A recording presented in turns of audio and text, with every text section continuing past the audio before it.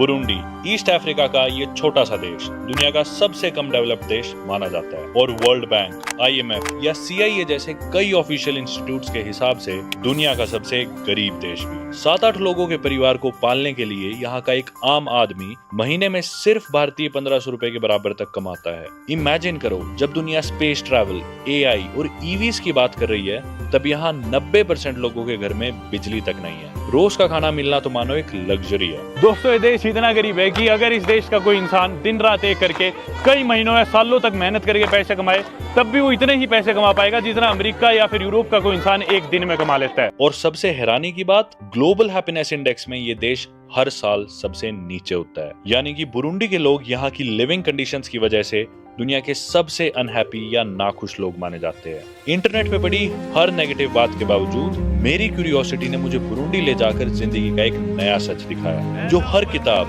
हर screen से परे था। यहाँ के छोटे छोटे बच्चों के चेहरों की खुशी, मुझे देख इन लोगों का खुशी से नाचना और मेरा खुली बाहों से स्वागत करना किसी भी जश्न से कम नहीं था। जब मैं इन बच्चों के बीच में आया, ये सारे बच्चे मुझे छू के देख रहे कि ये कैसा इंसान आ गया। जो देखा, जो महसूस किया, उसने एक बात साफ कर दी कि असली दौलत GDP में नहीं, इंसानियत और मुस्कानों में होती है। और इस हिसाब से बुरुंडी किसी भी अमीर देश से कहीं ज्यादा अमीर है। अगले 60 मिनट्स में आप एक ऐसे देश से मिलने जा रहे हैं जो उदासी से भरा है, लेकिन यहाँ की मुस्कानें उस उदासी को हर रोज मात देती है।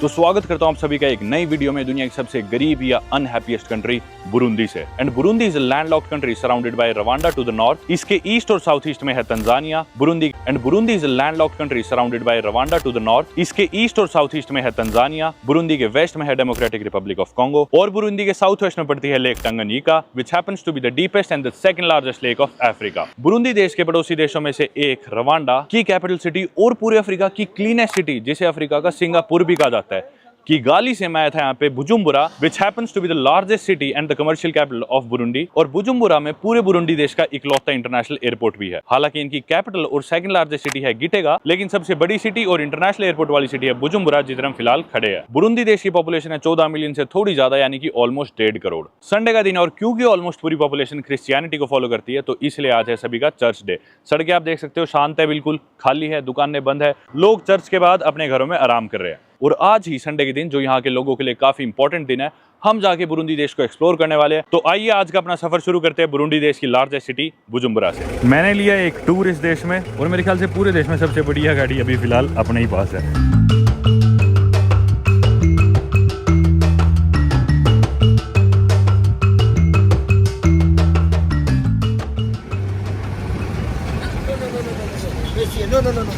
अभी हमने शहर के बीच में गाड़ी रोकी है कि लोगों ने गाड़ी को घेरना शुरू कर दिया और हम रुके दरअसल कुछ कैश लेने के लिए, पैसे लेने के लिए, क्योंकि बुरुंडी देश की हालत इतनी खराब है गरीबी की वजह से, देश में कोई भी फॉरेन इन्वेस्टमेंट या फॉरेन करेंसी बची ही नहीं है। बुरुंडी देश की करेंसी है बुरुंडी फ्रैंक, और अगर आप गूगल पे देखोगे कि भी एक US डॉलर में कितने बुरुंडी फ्रैंक होते हैं तो आपको दिखाएगा 2900 कुछ, और अपने एक भारतीय रुपए में लगभग निकल के आएंगे 34 बुरुंडी फ्रैंक। लेकिन जब आप इस देश में आओगे तब आपको पता चलेगा कि सिचुएशन तो कुछ और ही है, क्योंकि देश में फॉरेन करेंसी या US डॉलर्स की इतनी कमी है तो यहाँ पे पैसे की कालाबाजारी होती है, यानी कि US डॉलर का काला बाजार है। और ये चीज आपको दुनिया भर के काफी देशों में दिख जाएगी, स्पेशली उन देशों में जो देश अंडर डेवलप्ड है या फिर जिन देशों में कोई ना कोई सिविल वॉर या राइट्स चल रहे हैं, और इन कारणों से कंट्री पे सैंक्शंस लगे हो सकते हैं, जिसके कारण फॉरेक्स की कमी हो जाती है। अब जब मैं यहाँ पे आके अमेरिकी डॉलर बदलवाता हूँ तो मुझे एक्चुअली में रेट मिलता है एक अमेरिकन डॉलर का 7,500 बुरुंडी फ्रैंक, जो कि गूगल पे दिखा रहा था 2900 बुरुंडी फ्रैंक।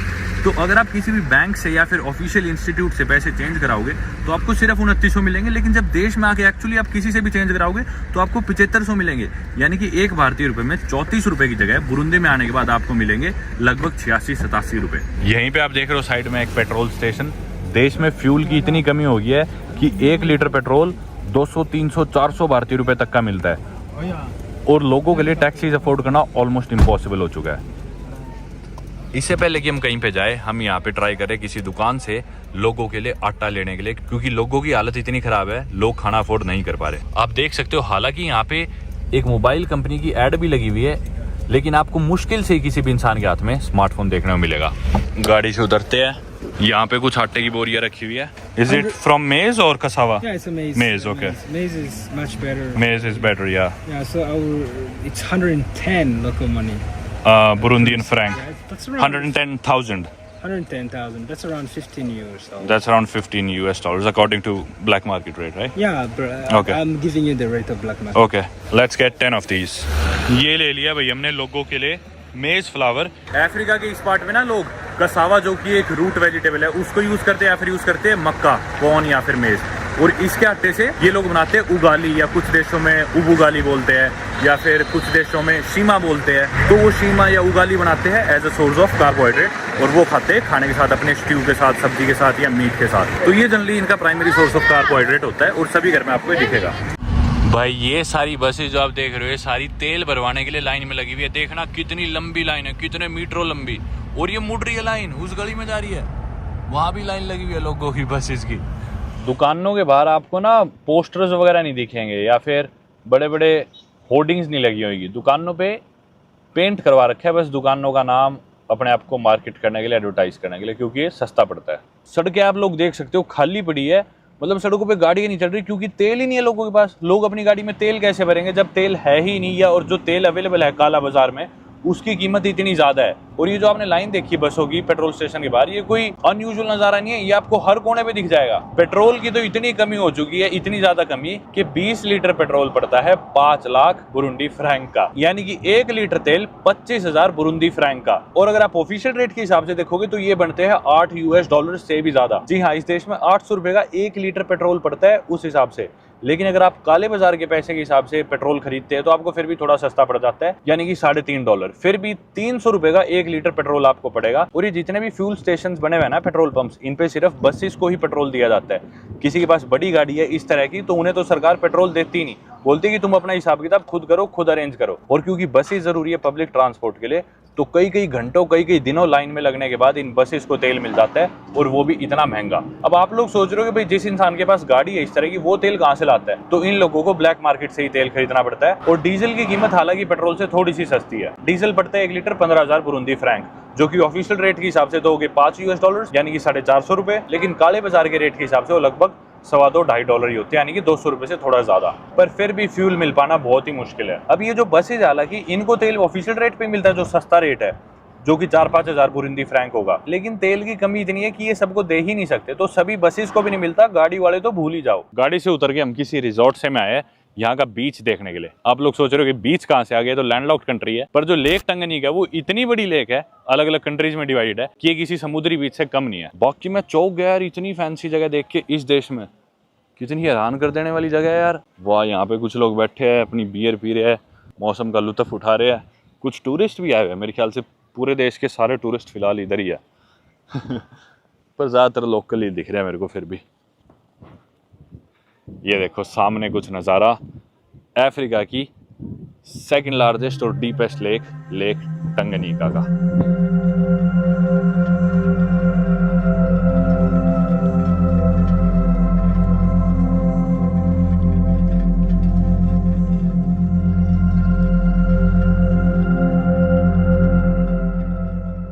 दरअसल ये लेक इतनी लंबी है और इतनी बड़ी है कि कई देश इसे शेयर करते हैं, जैसे कि ऑब्वियसली बुरुंडी, और वो जो आप देख रहे हो वो है डेमोक्रेटिक रिपब्लिक ऑफ कॉन्गो, यानी कि DRC. इसके अलावा जाम्बिया और तंजानिया. और जो ग्रेट अफ्रीकन लेक्स है, जिसमें lake Tanganyika, lake Victoria, lake Malawi, ये सारी लेक्स आती है, सब इसी रीजन में अफ्रीका के.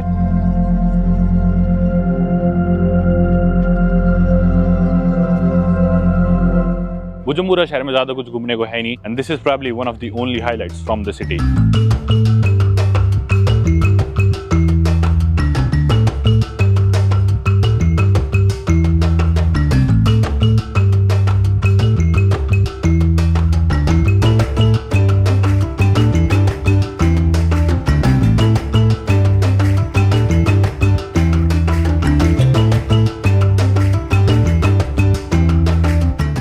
भाई देखना कितनी भीड़ लगी हुई है यहाँ पे. हालांकि संडे का दिन है, पर फिर भी इस इलाके में ये यहाँ की कोई लोकल मार्केट है.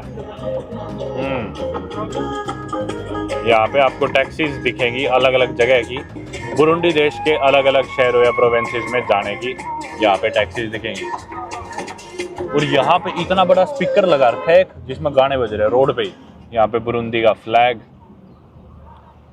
सामने ही उस गाड़ी में ट्रक में सिपाही है, तो ख्याल रखना होगा बहुत। पार्लियामेंट के बाहर बहुत ज़्यादा फेंसिंग कर रखी थी, क्रॉस कर लिया जस्ट हमने। ये है भाई यहाँ पे कुछ लोकल घर और लोगों के खेत, फार्म्स। ये देखो लोग अपना यहीं पे जो भी उगाते हैं वही खाते हैं। बाहर की दुनिया से इतना कुछ मतलब नहीं, सब्सिस्टेंस फार्मिंग करती है यहाँ की पॉपुलेशन मोस्टली। मतलब सिर्फ इतना उगाते हैं कि वो खुद खा सके और अपना पेट भर सके परिवार का, ताकि बाहर से कुछ लेना ना पड़े और पैसे पे इतना डिपेंडेंट होना ना पड़े। वहीं साथ ही साथ काफ़ी ऐसे फ्यूल स्टेशंस भी दिखेंगे जिनमें जाली लगा रखी है और बंद कर रखे है। कारण ये कि इनका तेल ही खत्म हो चुका है, इनके पास तेल बचा ही नहीं और देने के लिए। तो मोस्टली फ्यूल स्टेशंस बिल्कुल खाली अबैंडन्ड दिखेंगे। जिनमें तेल होगा उनमें लाइनें लगी होंगी घंटों घंटों लंबी, कई दिनों लंबी लोगों की।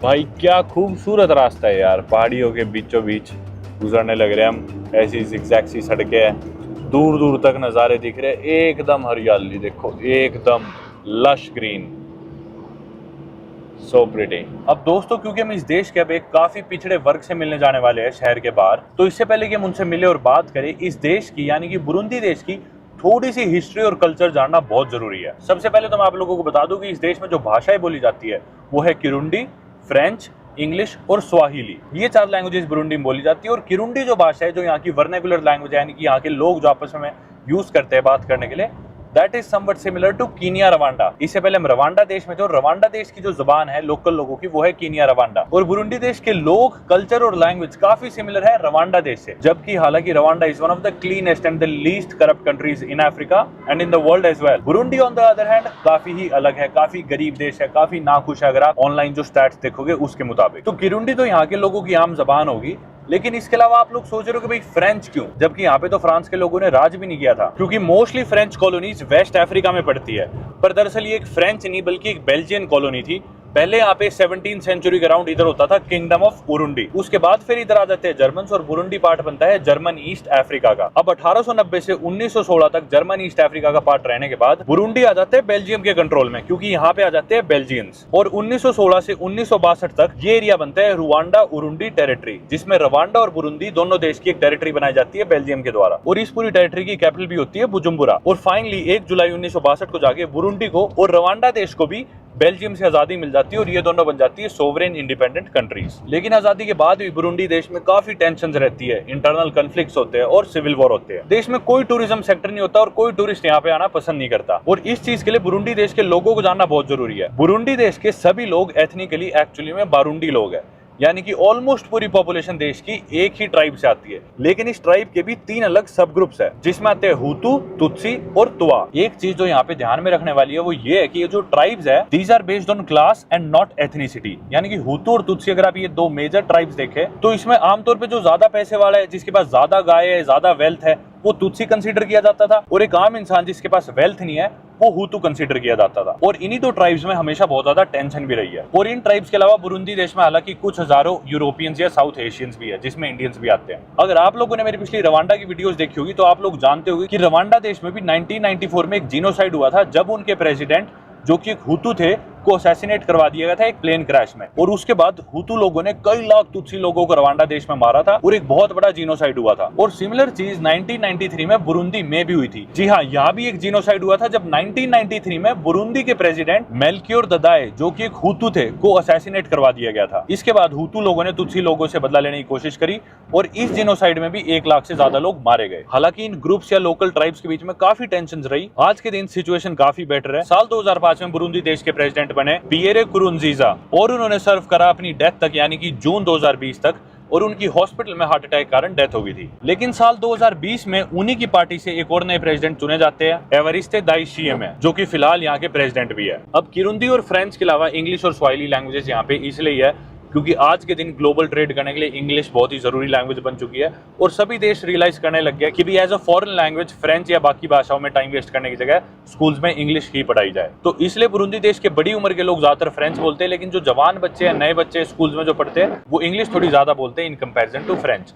और स्वाहिली बोलने का कारण ये है कि आसपास के जो देश है, Kenya, Tanzania, Uganda, Rwanda, Mozambique, इन देशों में स्वाहिली बोली जाती है और ताकि ये पड़ोसी देशों के साथ ट्रेड कर सके, इसलिए यहाँ पे काफी लोग स्वाहिली भी बोलते हैं या सीखते हैं। दोस्तों बारिश होने लगी और इन लोकल गाँवों के थ्रू हम ड्राइव करने लग रहे हैं। धुंध भी होगी बारिश की वजह से और देखो कुछ नहीं दिखने लग रहा। रास्ते में ऐसे ऐसे गाँव आ रहे, लेकिन लोग अपने घरों के अंदर है, छतों के नीचे है, छाता लेके घूम रहे हैं, बारिश के रुकने का इंतजार कर रहे हैं। बिजनेसेस पहले ही संडे की वजह से रुके वैसे थे, लेकिन बारिश आ गई तो लोग कुछ ही नहीं कर पा रहे हैं, बिल्कुल खाली बैठे बस इंतजार कर रहे हैं कि काश बारिश रुक जाए। लेकिन रास्ता क्या खूबसूरत है दोस्तों, मैं बयान नहीं कर सकता, इतना खूबसूरत रास्ता है। मैंने एक्सपेक्ट नहीं करा था, क्योंकि इंटरनेट पे अपने को जो भी चीज़ें देखने को मिलती है उससे तो यूँ लगता है कि देश में सिर्फ स्लम्स, गंदगी, मलबा, कचरा, गोबर, ओपन गटर्स, यही चीज़ें देखने को मिलेगी। लेकिन ये जो ब्यूटी है ना, मैं बयान नहीं कर पा रहा। ऐसा ही लग रहा है मानो कि न्यूजीलैंड या स्विट्जरलैंड में आ गए।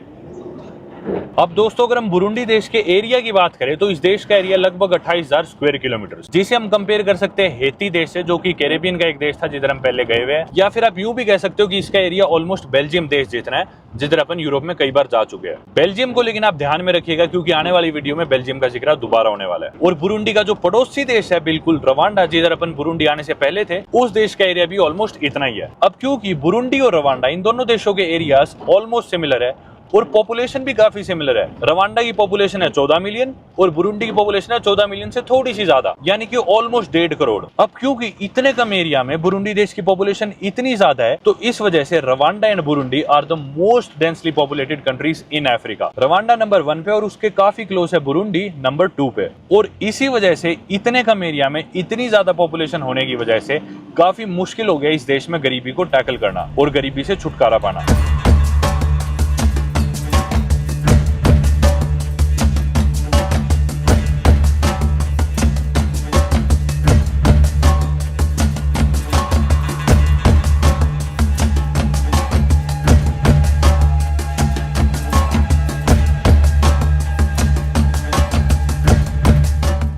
दोस्तों ये हम जिस गांव से पास करने लग रहे हैं ना, मोस्टली लोग तुत्सीज है, जैसा मैं जज कर पा रहा हूँ देख के। और देश में अलग ही सिर्फ 14% पॉपुलेशन ही है तुत्सीज की। और 1993 के जीनोसाइड में काफी मारे गए थे तुत्सी। और जैसे ही मैं वीडियो में इस चीज का जिक्र कर रहा था, जीनोसाइड का, तुत्सीज और हुतूस के बीच वाला, तो मेरे दोस्त ने वीडियो खत्म होते मुझे टोका और मेरे से बात करी कि भी तुझे क्या पता है जीनोसाइड के बारे में। मैंने जो इन्फॉर्मेशन पढ़ी थी मैंने इसे बताया। तभी बोला कि मेरे खुद के फादर, मेरे सारे अंकल्स और मेरे परिवार में से 50 लोग उस जीनोसाइड में मारे गए थे।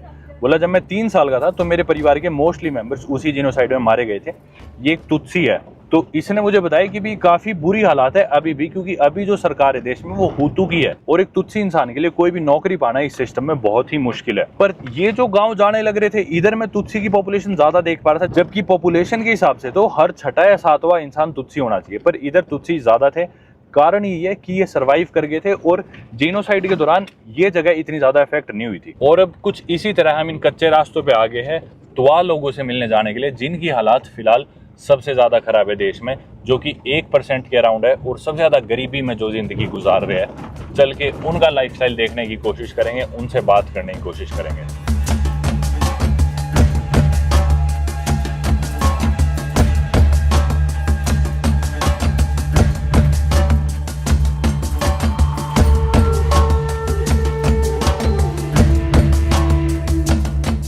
जस्ट अभी हमें सड़क पे थोड़ी देर पहले 2 सिपाहियों ने रोका, बंदूक भी थी उनके पास, रोका और बोले अच्छा हाँ गाड़ी में आज तो एक गोरा आदमी बिठा के जाने लग रहे हो। इन लोगों के लिए कोई भी इंसान जो इनसे लाइट होता है उसे ये गोरा ही बोलते हैं, चाहे वो ब्राउन हो, एशियन हो, कुछ भी हो। मेरे को भी ये लोग गोरा ही कंसिडर करे थे। तो सिपाही बोला कि भाई अच्छा गोरा आदमी लेके जा रहे हो, आज संडे का दिन है, मैं एक आधी घूट पी लूंगा, बीयर पी लूंगा तो मजा आ जाएगा। तो फिर इन्होंने निकाल के कुछ पैसे उसे दिए, एक तरह से मतलब घूस, जो कि अफ्रीका में काफी चलती है। ये देखो इन कच्चे रास्तों के थ्रू और इन खूबसूरत नज़ारों को देखते हुए हम करीब आते जा रहे हैं अपने पहले गांव के।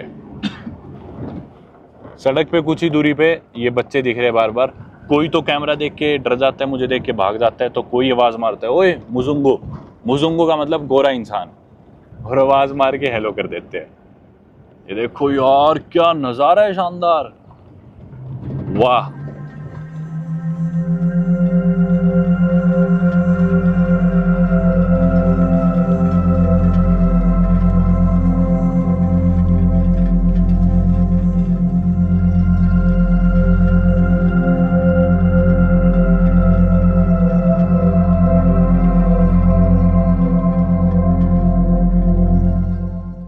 भाई सड़क पे से गुजर रहे थे और ये देखो कुछ बच्चे देख के कितना एक्साइटेड हो गए, गाड़ी देख के, जैसे गाड़ी देखी। हेलो मजुंगो।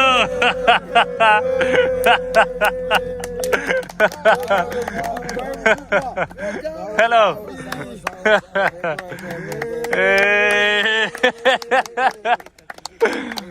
मजुंगो मजुंगो कर रहे हैं मेरे को, जैसे कि गोरा आदमी। इनके लिए मैं गोरा ही हूँ। ये देखो ये तवाल लोग है। I am coming from बुजुम्बुरा, the capital. वहाँ पे छोटे बच्चे भी है।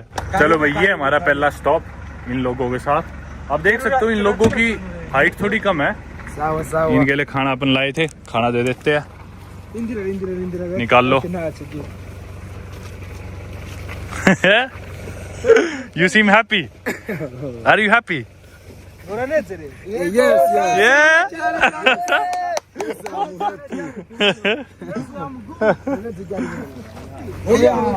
इनने सारा उठा लिया अपना राशन। खुश दिख रहे लोग। और इनकी आप ऊंचाई देख सकते हो, लोगों की थोड़ी मतलब हाइट में छोटे है, तभी इन्हें पिग्मी लोग भी बोला जाता है, तवा लोगों को। नीचे चलते हैं इनके गांव में।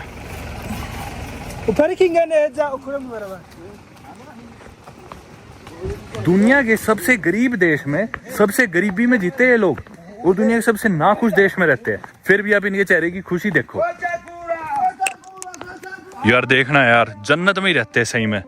नजारे देखो, कूदते हुए जा रहे, गाना गाते हुए, खुश हो गए कि आटा आ गया, आटा आ गया। गांव में चिल्ला के बता रहे हैं। चलो भागते हैं इनके साथ।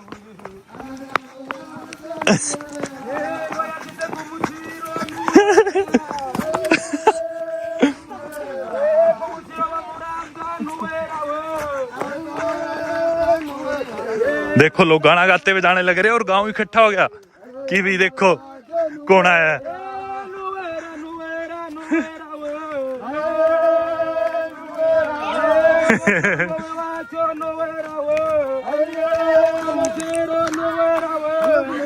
ये देखो गांव इकट्ठा हो गया।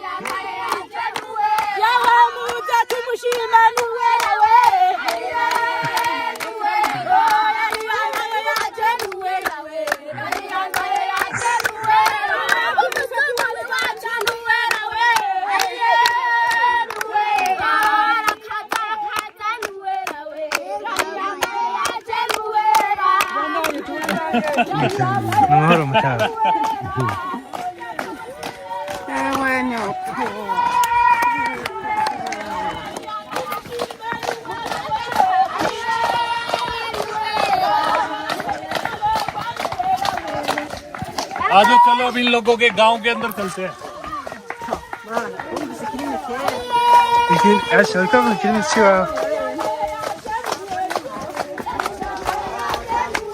वहाँ भी नाच रहे हो तो। Yes.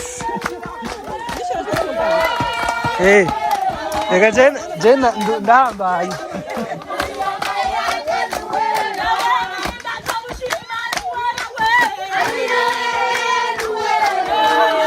You can dance with them.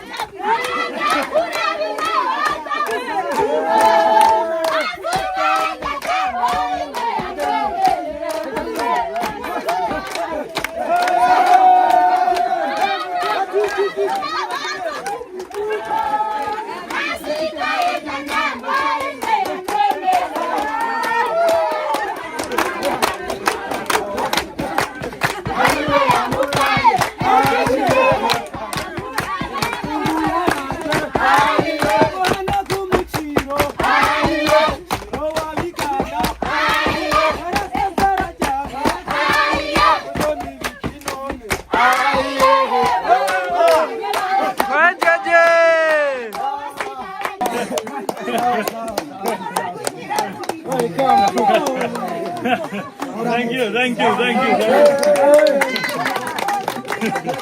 भाई ये लोग तो रुकने नहीं लग रहे, तब से नाचे जा रहे हैं नाचे जा रहे हैं।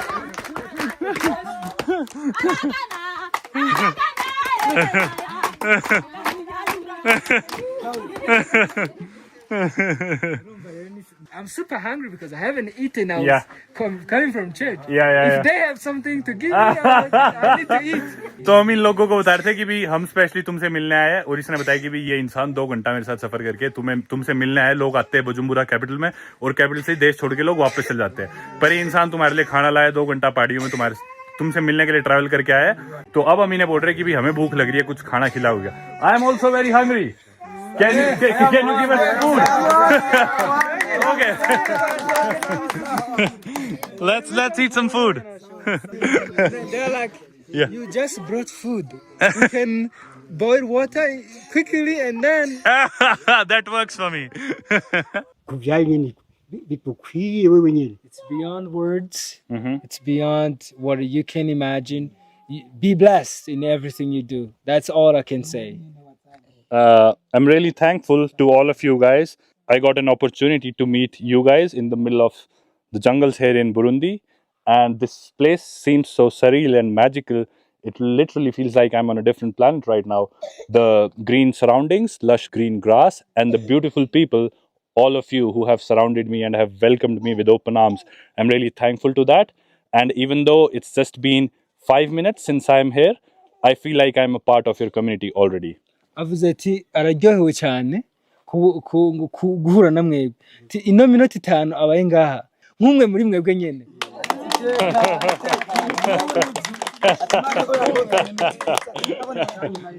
I'm building a house for one of them. Okay, wow. So I want let's go to see the house. Okay, and, let's do it.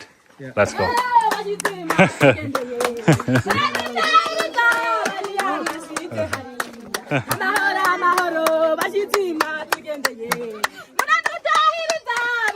अभी हम घर देखने जा रहे हैं। मेरा दोस्त इन लोगों के लिए घर बिल्ड करने लग रहा है, तो उस घर की कंडीशन देखते हैं चल के।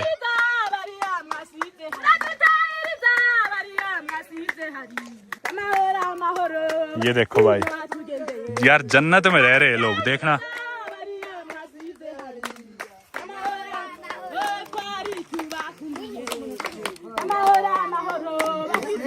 Yeah. They start 2 days ago. They have already prepared the area. Yeah. Then they put the stone as a foundation. Yeah. They're gonna use these stones. Tomorrow they start bringing bricks. Okay. And then they start building. यार आप लोगों ने देखा कि अपना कितना छोटा gesture था, और इन लोगों के चेहरे पे कितनी खुशी आ गई यार, कितने ग्रेटफुल है लोग इतनी सी चीज के लिए, कितने थैंकफुल है। चलो दोस्तों, चल के अब इनका एक लोकल घर देखते हैं। ये घर बनाने में मेरा दोस्त इनकी मदद कर रहा है, जिसकी इन्होंने नींव सी रख दी, पत्थर रख दिए। अब इनका एक लोकल घर देखते हैं इन तुआ लोगों का। कुछ ऐसी कंडीशन में रहते हैं, हालांकि आसपास नज़ारे, मैं मानता हूँ दुनिया में इससे बेहतर नज़ारे आपको शायद ही कहीं देखने को मिले, पर गरीबी काफ़ी है। अब मतलब ये जो बोते हैं वही खा लेते, इसके अलावा ये लोग नहीं जानते क्या पैसा है, क्या बाहर की दुनिया है। बाहर की दुनिया से एक तरह से डिसकनेक्टेड से, कोई किसी के पास मोबाइल फ़ोन नहीं है, कोई यहाँ पे वाईफाई के सिग्नल नहीं आ रहे, कुछ भी नहीं है। ये इनकी ज़िंदगी है। पर एटलीस्ट मैं मानता हूँ कि भी झुग्गियों में रहने से, स्लम्स में रहने से काफ़ी गुना बेहतर है। एटलीस्ट आप नेचर की साफ हवा में रह रहे हो। This is the house of the family. Well, the family lives. That's the house of an entire family. Yes. How many people live in this house?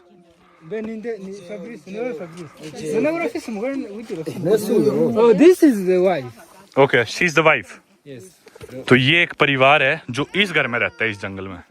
ये इनका घर है। वैसे तो कितनी प्यारी फैमिली यार, कितनी स्वीट सी फैमिली है।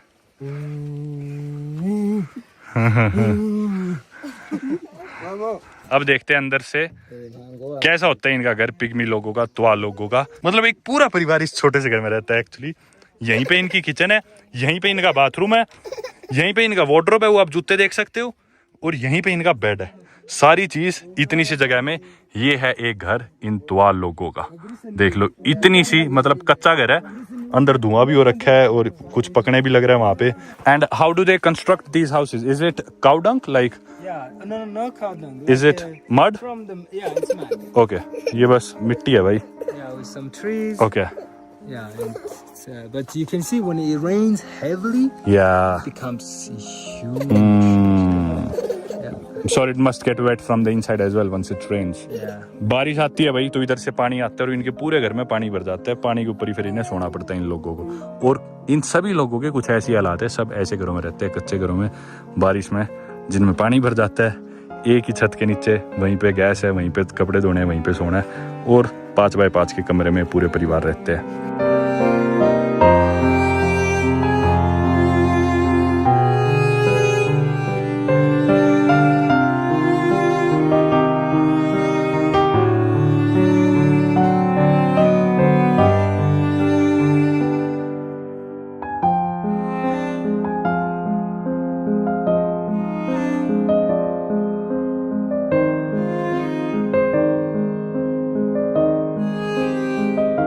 चलो दोस्तों यहाँ से निकलते हैं।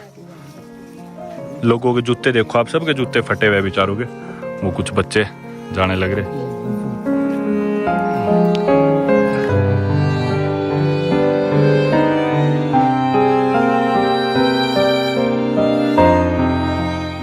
भाई कितने खुश है यार लोग, हर इंसान मेरे को अलग से आके धन्यवाद बोल रहा है। और मतलब मेरे को खुद इतना वो फील हो रहा है यार, मतलब अपने पास सारी लग्जरीज है लाइफ की, फिर भी अपन दुखी रहते हैं यार। ndashaka uje kundamutsari iwanje mzi wanje jewe muhira मुहीरा। ushaka uze kundamutsa okay thank you. unyene ngenda kweli या थैंक यू। देखो यार okay sawa पता नहीं कितनी बार मेरे को धन्यवाद बोल चुके हैं लोग। भाई ऐसा तो कुछ हम लाए भी नहीं है इनके लिए। मैं 15 कट्टे ले रहा था, मेरा दोस्त बोला 15 नहीं 10 कट्टे ही बहुत है। मैं बोला ठीक है भाई। और मतलब यार 10 कट्टे हमने इनको ये राशन क्या दे दिया, ये आटा क्या दे दिया। लोग तो इतने खुश हो गए यार, जैसे पता नहीं क्या एहसान कर दिया मैंने इनके ऊपर। और जबकि मेरी कैपेबिलिटी के हिसाब से मैंने तो कुछ भी नहीं करा। मुझे बुरा लग रहा है कि मुझे ज्यादा करना चाहिए था इनके लिए। और यार ऐसे मोमेंट्स देखने के बाद, ये पल जीने के बाद, ऐसे लोगों से मिलने के बाद रियलाइज होता है भाई हमारे पास कितनी लग्जरीज है लाइफ में जो हम फॉर ग्रांटेड लेते हैं। आप लोग वीडियो देख रहे होगे शायद, यार मैं परमवीर की तरह ट्रैवल क्यों नहीं कर पा रहा। परमवीर जैसे घूमता है, काश मैं भी मेरी लाइफ में ऐसे घूमूं। एक बार इनसे भी कंपेयर करके देख लो अपनी लाइफ।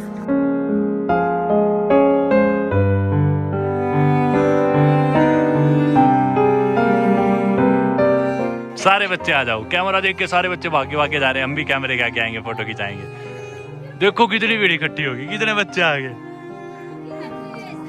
सारे हाथ हिला रहे हैं।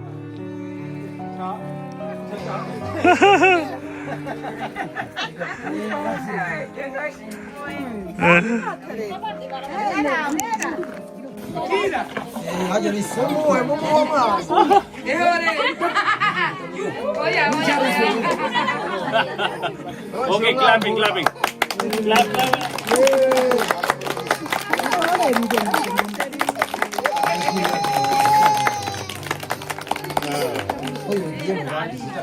इतना मजा आने लग रहा है बता नहीं सकता। लो भाई अब ये बाय करना शुरू हो गए। अलविदा कहने के लिए फिर से नाचना गाना शुरू कर दिया इन लोगों ने। अरे बस थक जाओगे, चलो अब।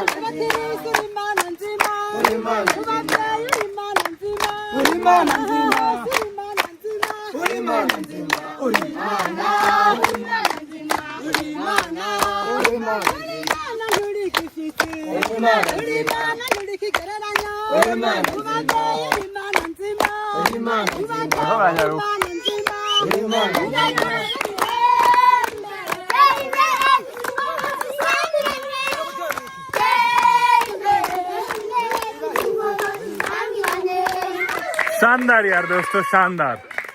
बच्चे देखो गाड़ी के बाहर खड़े हैं, कैसे शरारत कर रहे थे।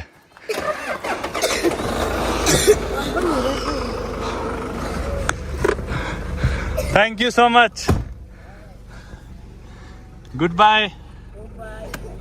Bye bye. I'll see you next time. Good night. Good night. Yeah, good night.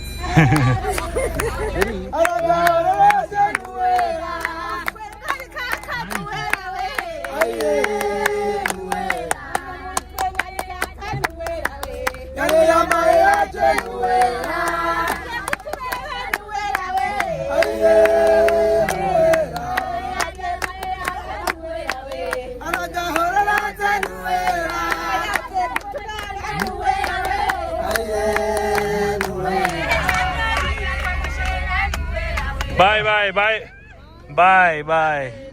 भाई इतनी बार बाय बोल रहे, बार बार हर एक मिनट में बाय बाय। डर क्यों रहा था, हाथ ही मिला रहा हूँ। No money, just handshake. Money, take your money.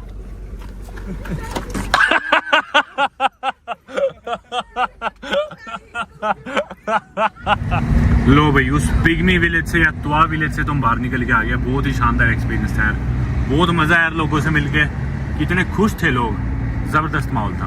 अब बाहर हम निकल के मेन रोड पे आ गए दोबारा। ये कोई बड़ा टाउन लग रहा है मेरे को तो।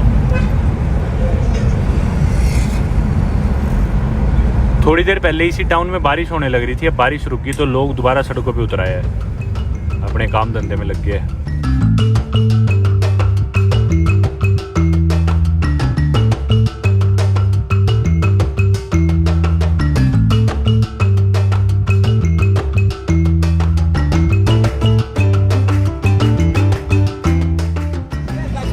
ये देखो भाई, ये रास्ते में एक शहर आया है, लोग बोतलों में पता नहीं क्या बेचने लग रहे हैं। मंडी सी है यहाँ पे, पता नहीं क्या लोग बाहर बैठे हैं, मांस लटका रखे अलग अलग जानवरों का और यहीं पे पकाने लग रहे हैं। और वो सामने जो आप देखने लग रहे हो ना, ये देखो, ये है तो पुलिस का ट्रक, आप देख रहे हो पुलिस लिखा हुआ इस पे, लेकिन इसमें आम लोग सवार करने लग रहे हैं क्योंकि पब्लिक ट्रांसपोर्ट तो चलता नहीं।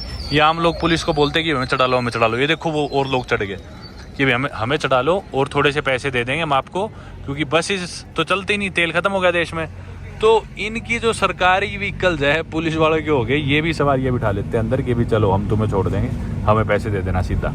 ये चीज़ बहुत होती है। अभी देखो, ये पेट्रोल पंप है, जैसे पेट्रोल है ही नहीं, जाली लगा रखी है, बंद कर रखी है पेट्रोल पंप, क्योंकि देंगे कहाँ से जब तेल बचा ही नहीं खुद के पास। ये हाल है कुछ यहाँ पे। तो यहाँ पे देखो जगह जगह, ये एक चर्च लग रहा था पर शायद फार्मेसी है, पर रेस्टो, कैफे, ब्रेड्स की दुकानें बहुत ज़्यादा है। हर कुछ ही मीटर में ना कोई बेकरी दिख जाएगी जो ब्रेड बना रही होगी, ब्रेड बेच रही होगी। अब यहाँ से हम रोड से लेफ्ट मुड़ने लग रहे हैं, कट लेके एक और गांव में जाने के लिए। कुछ सिमिलर से नज़ारे हैं, वैसी हरियाली और उबड़ खाबड़ टूटे फूटे रास्ते, क्योंकि मेन रोड से हम हट चुके हैं। मैं अभी मेरे दोस्त से बात करने लग रहा था कि भाई एक आम इंसान यहाँ पे कितने पैसे कमाता होगा, क्योंकि अगर हम बुरुंडी देश की जीडीपी पर कैपिटा देखें तो वो है सिर्फ $200 पर पर्सन पर ईयर। यानी कि एक इंसान के इकोनॉमिक आउटपुट की हम बात करें तो उस हिसाब से एक इंसान की एक महीने की इनकम हुई सिर्फ भारतीय 1400 रुपए। तो 1400 रुपए में एक इंसान कैसे सरवाइव कर सकता है? एक आम फैमिली का साइज यहाँ पे होता है 5.5 से 6 मेंबर्स एक फैमिली में, मतलब रूरल एरियाज में 6 से ज्यादा है और बड़े शहरों में 5 से कम है। तो एवरेज निकलती है ऑलमोस्ट 6 की, मतलब एक परिवार में 6 लोग होते हैं। और इतने कम पैसे में कोई इंसान कैसे गुजारा कर सकता है और अपनी फैमिली को भी कैसे फीड कर सकता है, यही सवाल मेरे मन में था। और ये जो रास्ते में बढ़िया नौकरी वाले भी लोग हैं, सरकारी नौकर जो भी है, उनकी भी सैलरी कितनी होती है महीने की? $80, $70, $90। क्योंकि सरकार तो जो इन्हें पैसा देती है वो तो ऑफिशियल रेट के हिसाब से देती है, वो ब्लैक मार्केट के रेट के हिसाब से थोड़ी देती है। तो मतलब जो इंसान अच्छी सैलरी भी कमा रहे है उसकी सैलरी भी महीने के 4000 रुपए 5000 रुपए है इस देश में। और पूरे देश में बिजली भी नहीं है, सिर्फ 12-13% ऑफ द पॉपुलेशन जो है उसके पास ही बिजली का एक्सेस है, जबकि भारत में ऑलमोस्ट 100% है नंबर। इंटरनेट की बात करें तो इस देश में सिर्फ 5% लोगों के पास इंटरनेट एक्सेस है, जबकि अपने भारत में 50% से ज्यादा है। और आजकल तो हर इंसान के पास जियो का सिम और इंटरनेट है। तो इस दूसरी विलेज में मेंटर करने लग रहे हैं और दूर से मैं बच्चे देख रहा हूँ भागते हुए आ रहे हैं, एक्साइटेड होके कि देखो कौन आ गया कौन आ गया। गाड़ी देख के इतना चौंक गए बच्चे, और लोग यहाँ पे खेती करने लग रहे हैं और कितना खुश हो गए। देखो बच्चे बच्चा चिल्ला रहा है कि भी गोरा आदमी आ गया, गोरा आदमी आ गया। ये देखो कुछ और बच्चे, हेलो। वहां पे लोग खेती करने लग रहे हैं, वो एकदम रुक गए देख के एकदम कि भी कौन आ गया। ये देखो भाई, हेलो। अरे चोट लग जाएगी, भाग मत। हेलो हेलो, चोट लग जाएगी ना, भागो।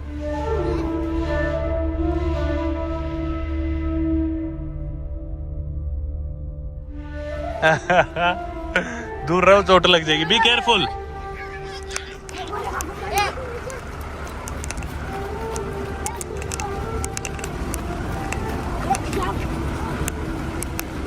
मतलब यार कितने एक्साइटेड हो गए, जैसे कि इन्होंने कोई गाड़ी ही नहीं देखी या कोई फॉरेनर ही नहीं देखा। बच्चे देखना कैसे भाग रहे हैं मेरे को देख के कि इनके गांव में जंगलों में कोई आ गया।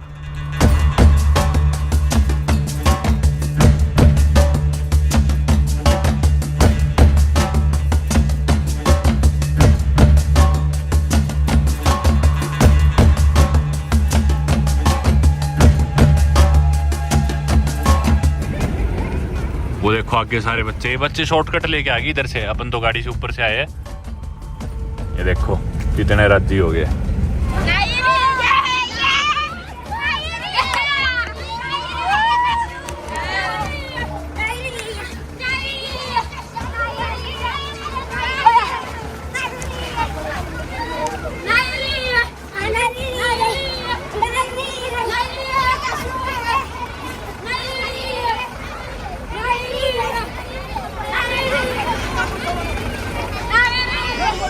चलो भाई आ गए हम दूसरी तवा विलेज यानी कि पिग्मी विलेज।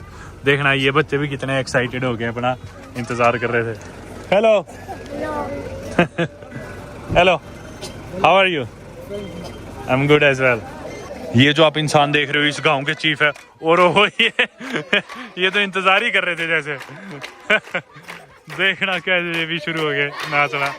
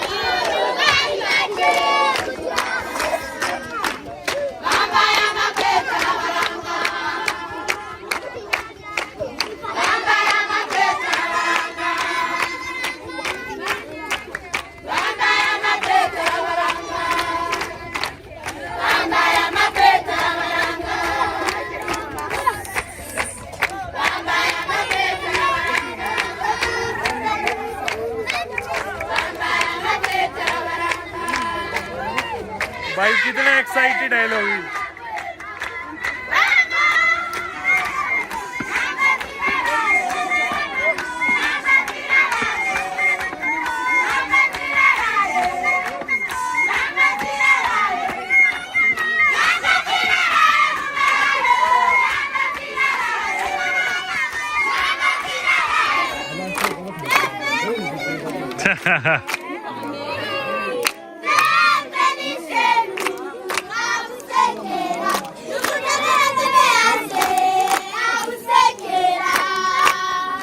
दोस्तों कितने अच्छे से सारे लोग वेलकम कर रहे हैं, पर ये मेरे को लग रहा है ये लोग जैसे तैयार ही थे, मेरी वेट में ही थे।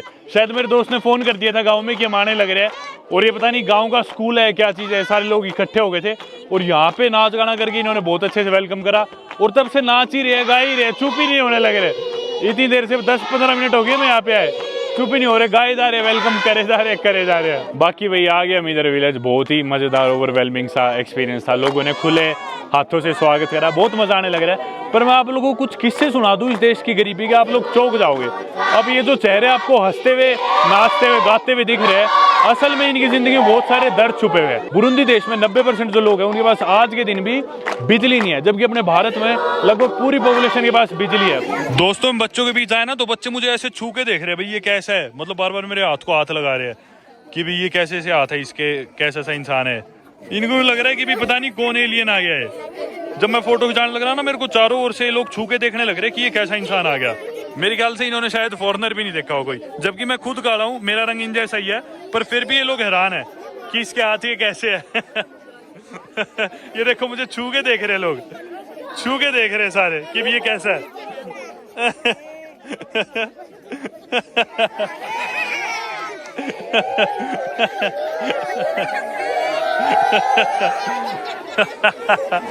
तो अभी हम चल के देखते हैं कि ये सभी लोग, ये बच्चे यहाँ पे कैसे रहते हैं, इनकी लिविंग कंडीशंस क्या है, इनके घर कैसे है।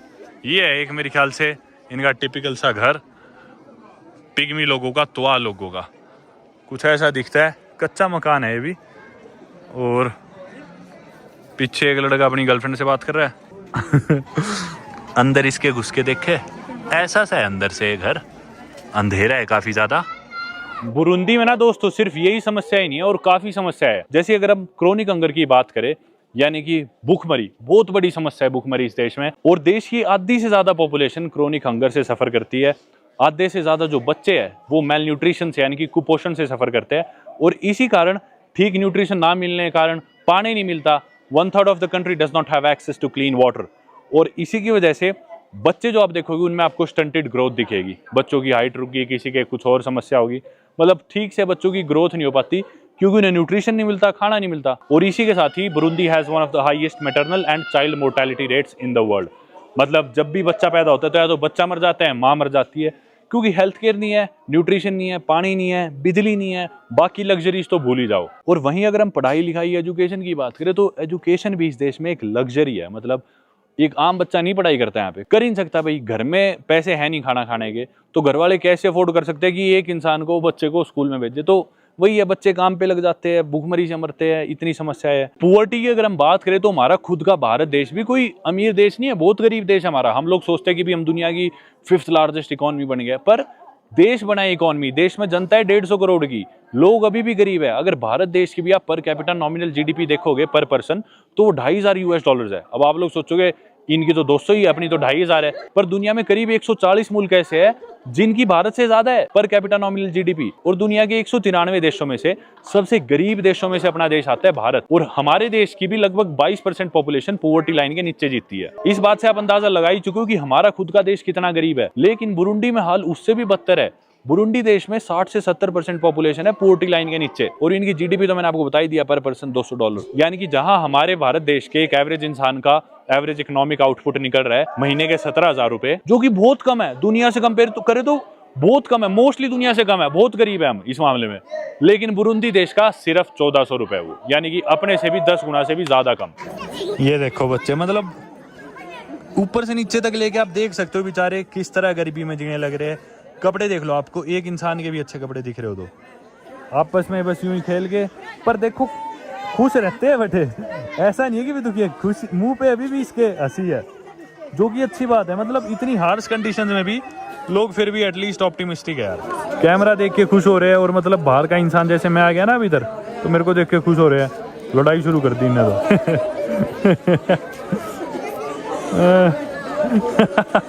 ये पंगे ले रहा है उससे।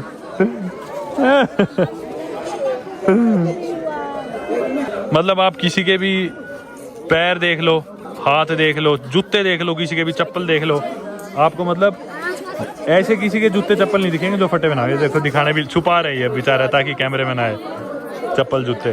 देखो बेचारों सबकी ये हालात है, और इसी वजह से फिर बीमारियां भी काफी आती है, और उन बीमारियों का फिर इलाज नहीं हो पाता।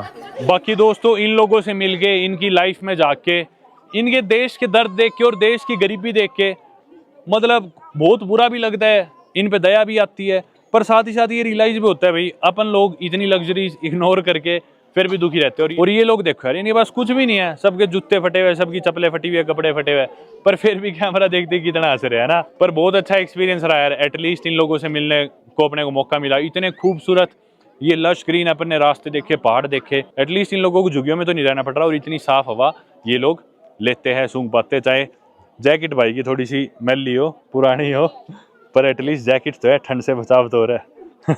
मज़ा है यार, लोग बड़े अच्छे हैं, बहुत वेलकमिंग है, बहुत ही हॉस्पिटेबल लोग हैं, वार्म हार्टेड से। काफ़ी मज़ा है इन सभी लोगों से मिलके, इनके गाँवों में आके, इनके साथ वक्त बिता के। Thank you so much, thank you for letting me be here, the place where I come from, this country India, which is thousands of kilometers far away, I would have never gotten to experience something like this in my own country. And seeing people from different cultures, ethnic backgrounds, and different nationalities, and then realizing that they are going to welcome you with open arms, that feeling itself is very comforting. And I would like to thank all of them from the bottom of my heart for letting me be here and for letting me be a part of the community once again. Thank you everyone. Goodbye.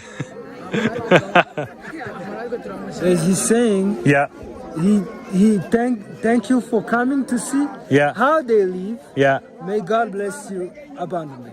Thank you so much. And I wish you all the very best. And I only have one message to the community, and especially to the kids, that they really need to understand that knowledge is power. The more they learn, the more they study, the more they gather knowledge about different things, the more they're gonna grow and the more they're gonna uplift the community altogether. All the best. ये P क्या है? इसमें से बदबू आ रही है. Did you drink? P क्या है? Yes, sir. Beer. Okay. You drink beer?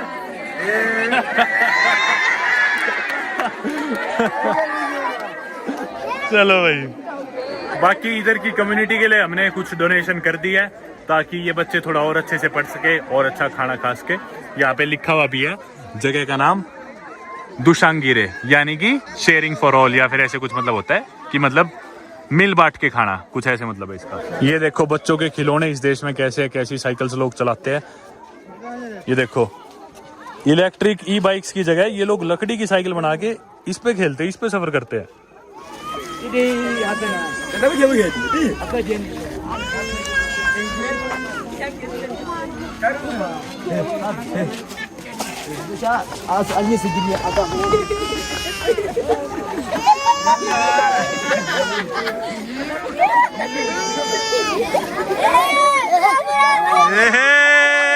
मान गए. कितने बच्चे हैं यार. Hagasi saw.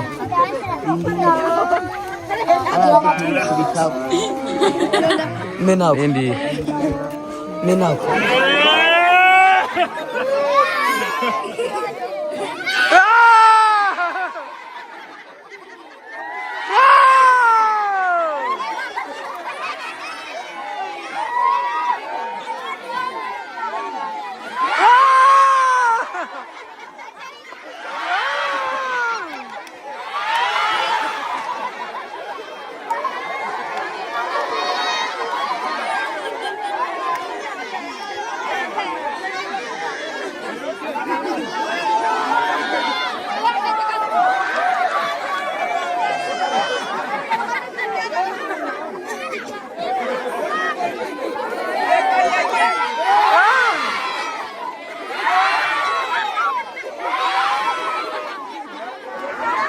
चलो भाई निकलते हैं यहाँ से.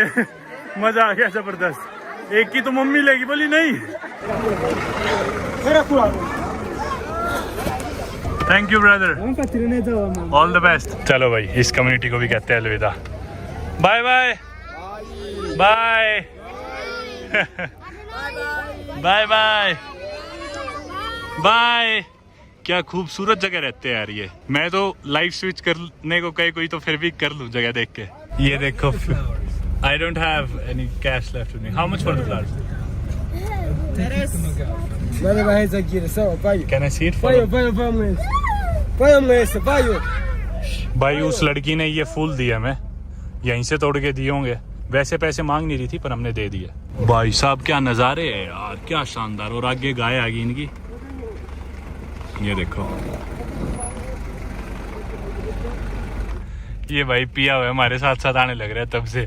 He's like scoring us like an acting bodyguard. Oh, okay. हट भी नहीं रहा और आगे बोल रहा मैं तुम्हारी रक्षा करूंगा. दारू पी रखी है वैसे ताकि बच्चे आगे ना आए, क्योंकि बच्चे यहाँ पे झाड़ियों में खेलते रहते हैं कहीं भी. तो ये आगे चलने लग रहा है कि भी कोई बच्चे वगैरह आए तो वो भी ध्यान दे लेगा, पर बेचारा खुद को नहीं संभाल पा रहा. बच्चों के लिए क्योंकि डेंजरस हो सकता है ना ऐसे आगे आना।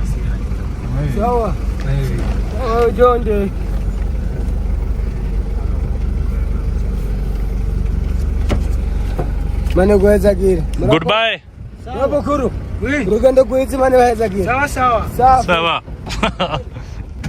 ये देखो भाई ट्रक के पीछे कैसे लटक के जाने लग रहे हैं लड़के, मतलब कि ट्रक चल रहा है और मतलब इतनी धुंध में अंधेरे में पकड़ के जाने लग रहे हैं, क्योंकि बस तो चलती नहीं, तेल मिलता नहीं, तो कोई ट्रक दिखा तो ट्रक के पीछे ही चढ़ गए। और धुंध देखो, सफ़र देखो, अंधेरा हो गया है, और क्योंकि बारिश हुई थी इस वजह से काफ़ी मॉइस्चर है हवा में और विजिबिलिटी इतनी कोई ज़्यादा है नहीं। बुजुम्बुरा शहर के नज़दीक आ गए हम और यहाँ पे स्ट्रीट लाइट्स भी जलने लग रही है सरप्राइजिंगली,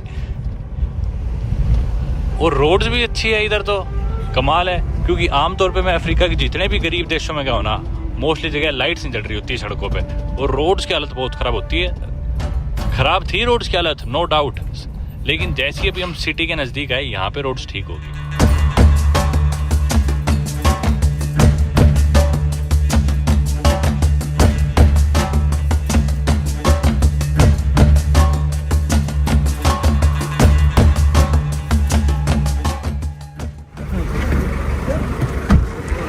आंधी चलने लग रही है और शहर में आए बाद यहाँ पे हालांकि लाइट नहीं जलने लगी। ये पेट्रोल पंप है जो कि बंद पड़ा है ऑब्वियसली, और शहर की स्ट्रीट लाइट भी बंद है। फिलहाल मैं आ गया एक एटीएम पे। इको बैंक सबसे बेस्ट एटीएम है जनरली अफ्रीका में, आपको कभी पैसे निकलवाने, शायद ही हमें डॉलर्स दे सकता है। मैंने आज तक पहले किसी भी देश में ये चीज़ एक्सपीरियंस नहीं करी जिस देश में सैंक्शंस लगे हो या जो देश ऐसे क्राइसिस से गुजर रहा हो, फॉरेन करेंसी की इतनी नीड हो जिस देश में, वहाँ पे एटीएम से डॉलर्स निकलवा सको। पर ट्राई करते हैं, शायद से इसके बाहर लिख भी रखा है कि भी आप डॉलर्स निकलवा सकते हो इस एटीएम से। ट्राई करते हैं। इन देशों में, अफ्रीका में खासकर, कैश इज़ किंग, और कैश में भी डॉलर ऑब्वियसली हर जगह चलता है, हर जगह एक्सचेंज हो जाता है और स्ट्रॉन्ग एक्सचेंज रेट्स मिलते हैं। तो इसलिए मैं एक्स्ट्रा डॉलर्स निकलवा लूँगा, क्योंकि आने वाले दिनों में मैं कॉन्गो देश जाने वाला हूँ और भी ऐसे देश ट्रैवल करने वाला हूँ, साउथ सुडान, जिबूती, एरिट्रिया, जिधर अपने को डॉलर्स काम आएंगे। तो डॉलर्स तो जितने ज़्यादा हो उतना बेहतर है। मिनिमम 500 तो ऐड करता ही हूँ, 500 नहीं, एक बार अपन डालते हैं 1000। भाई सीधा डॉलर में पूछ रहा है आपको कितने डॉलर चाहिए, कमाल हो गया यार। मैंने तो ऐसे पहले किसी देश में देखा ही नहीं जिस देश में ऐसे क्राइसिस हो और डॉलर्स मिल जाए एटीएम से। देखते हैं 1000 डाल एक बार, पर ये कह रहे हैं 500 ज़्यादा नहीं डाल सकते, तो चलो 500 ही निकलवा लेते हैं एक बार। बस आई होप ये डायरेक्ट डॉलर से ही आईएनआर का रेट काटे, ऐसे ना करे कि डॉलर से पहले बुरुंदी फ्रैंक, फिर बुरुंदी फ्रैंक से ऑफिशियल आईएनआर का, फिर तो अपने लेने के देने पड़ जाएंगे, डबल पैसे लग जाएंगे। $20 ये चार्ज करेंगे इस पे भी। चलो भाई अब क्या कर सकते हैं, $20 1700 रुपये, कोई इलाज ही नहीं है भाई। यस, अभी तो इसमें TCS भी कटेगा बैंक का 20%, ऊपर से $20 ये हो गए, पता नहीं कार्ड से कितने पैसे कटेंगे। Transaction complete, please take your cash. पर्ची आ गई, पैसे, अरे पैसे भी आ गए भाई। हो भाई साहब कमाल ही हो गया यार, 500 और ही निकलवा लेते हैं अब तो। दोस्तों मैं $1500 ऑलरेडी निकलवा चुका हूँ और ये निकलवा ली मैंने 500 और डॉलर्स, यानी कि अब अपने पे हो गए $2000, जिसका मतलब है कि मैं $20 करके 4 बार फीस दे चुका हूँ, यानी कि $80 तो मैं फीस ही दे चुका हूँ, भारतीय 7000 रुपये।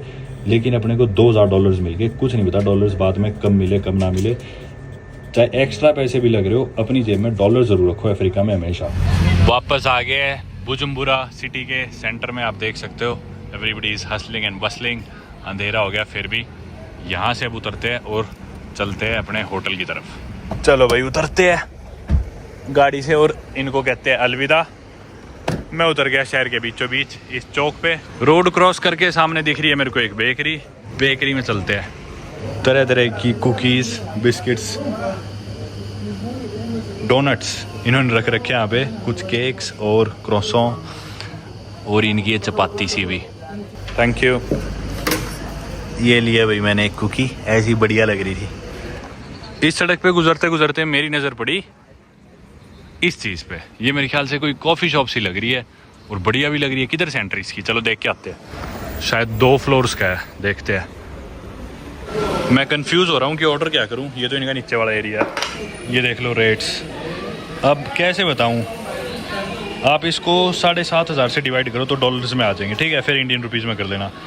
जैसे है भी ये पूरा फ्रेंच में, यार एक तो मुझे इस भाषा से इतनी नफरत है, सब फ्रेंच में।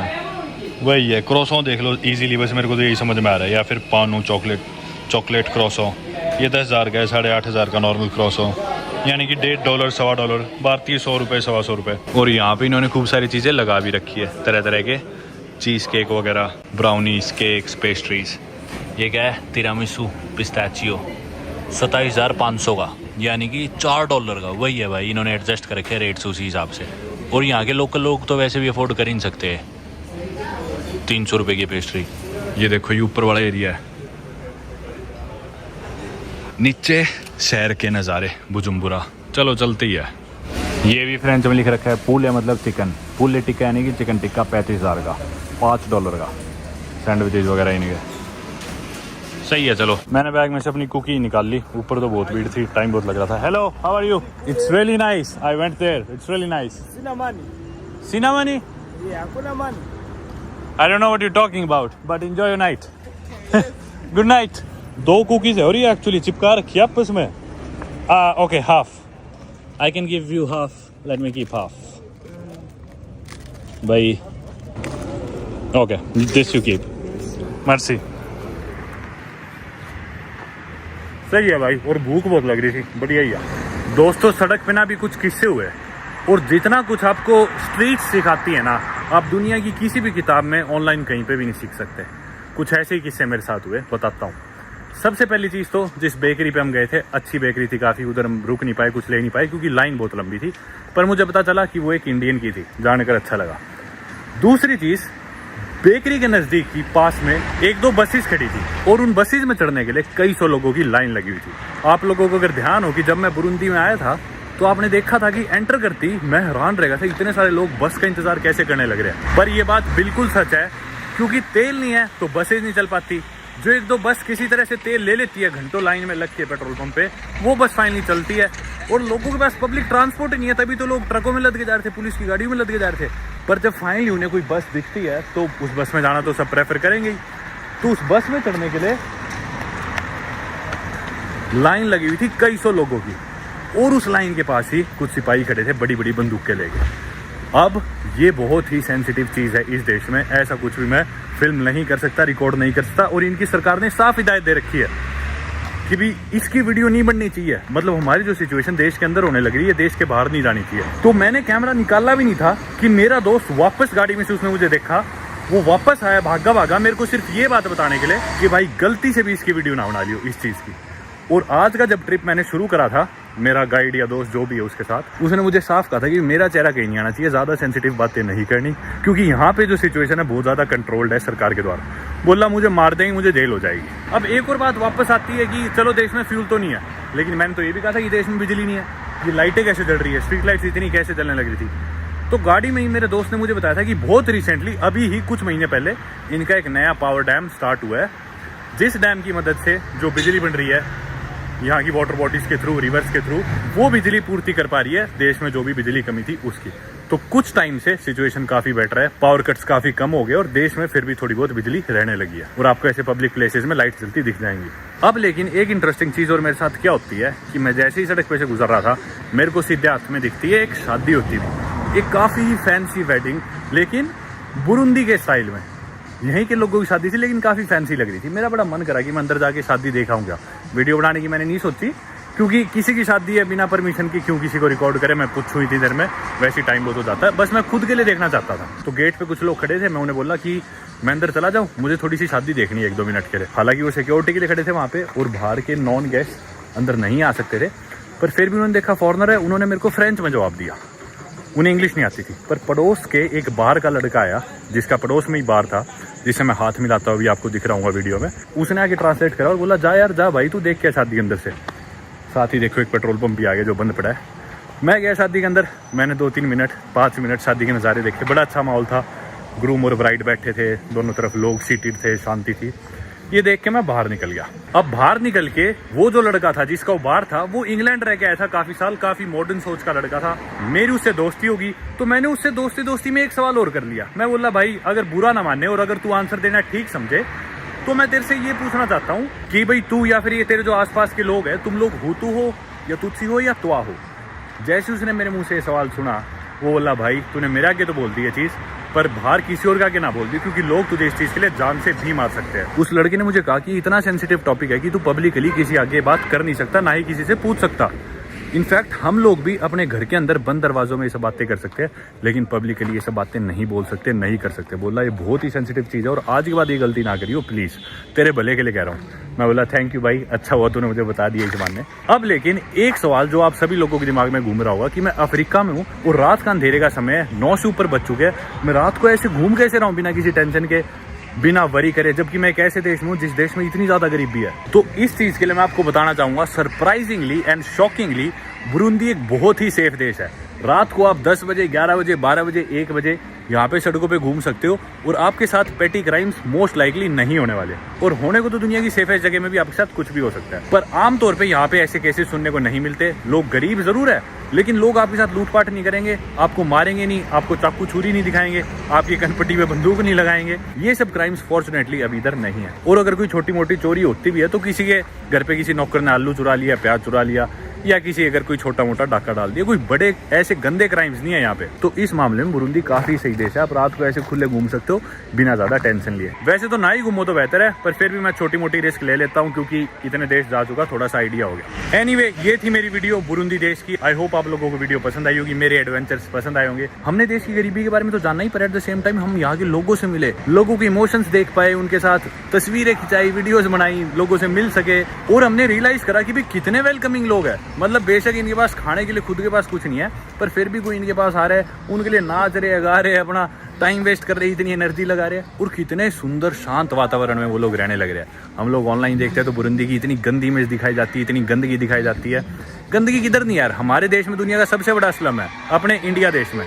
तो अपन कौन होते हैं किसी और स्लम को बुरा बताने वाले यार। पर एनीवे, हमने देखी इनकी हरियाली, इनके लश ग्रीन पहाड़, और उम्मीद करता हूँ आपको वीडियो काफी पसंद आई होगी। आप में से काफी लोग अभी भी चैनल देखते हैं लेकिन इसे सब्सक्राइब नहीं कर रखा, तो मैं रिक्वेस्ट करना चाहूंगा कि प्लीज चैनल को सब्सक्राइब भी कर लीजिए। मिलते हैं आपसे अगली वीडियो में। Thank you so much for watching. I hope you have a great day. Good bye.